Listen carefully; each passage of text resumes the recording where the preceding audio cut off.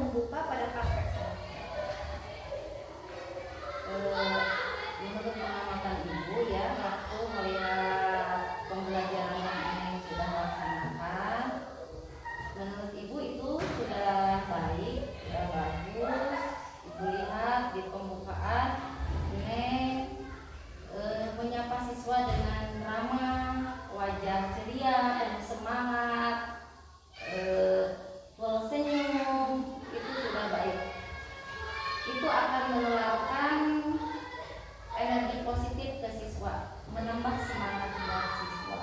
Selain itu, Ibu juga melihat di dalam praktek pembelajaran yang dilakukan beberapa kali, Neng selalu menyampaikan tujuan pembelajaran.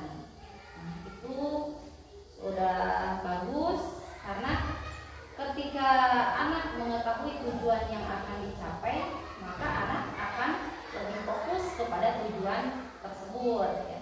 Kedepannya, tambahkan dari Ibu bisa menambahkan, memberikan motivasi di kegiatan pembukaan itu ya. Bisa juga dengan mengaitkan pembelajaran yang akan saat ini dilakukan dengan pengalaman siswa, dengan kehidupan sehari-hari siswa seperti itu. Selain memberikan motivasi, juga merangsang atau memancing anak supaya memiliki rasa ingin tahu yang besar. Begitu Neng. Ya, terima kasih Ibu. Baik, kita lanjut ke pertanyaan selanjutnya. Untuk pertanyaan selanjutnya, menurut Ibu, mengapa sih RPP itu harus sesuai dengan pelaksanaan? Mengapa RPP harus sesuai dengan pelaksanaannya? Ya harus ya. Sebelum mengajar, guru itu wajib membuat RPP. Di dalam RPP tersebut kita tercantum dari mulai kompetensi dasar, indikator, tujuan pembelajaran yang harus dicapai, kemudian strategi, metode, model, bahkan sampai ke penilaian itu tercantum di rencana pembelajaran yang kita buat.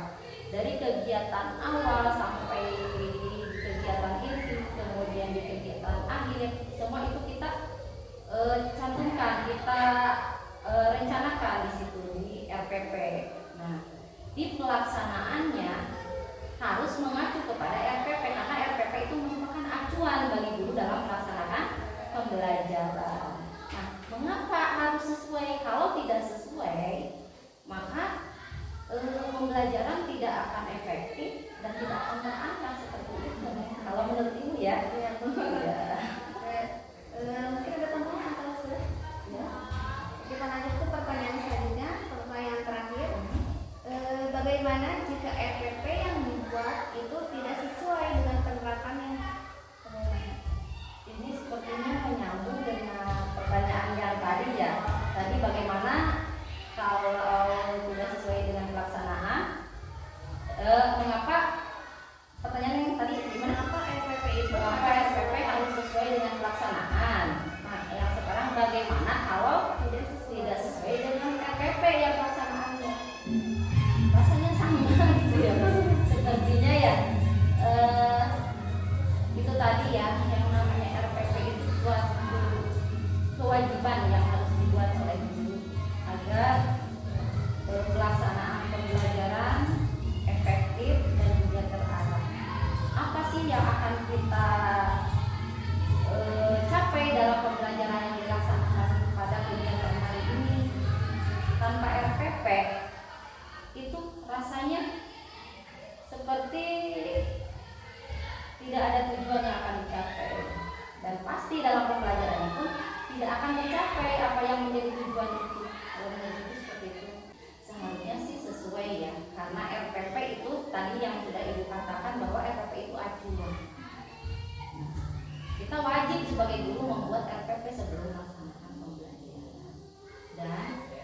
Dan seorang guru ketika mengajar harus dipelajari dulu RPP-nya, bukan hanya dibuat, supaya ketika pelaksanaan bisa lancar, bisa sesuai apa yang diharapkan.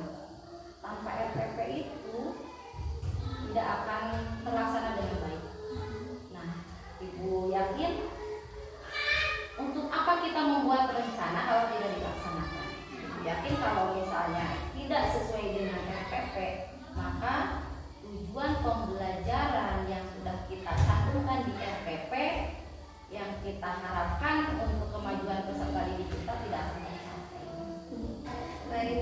Sudah sangat jelas sekali Ibu. Terima kasih sudah menjawab pertanyaan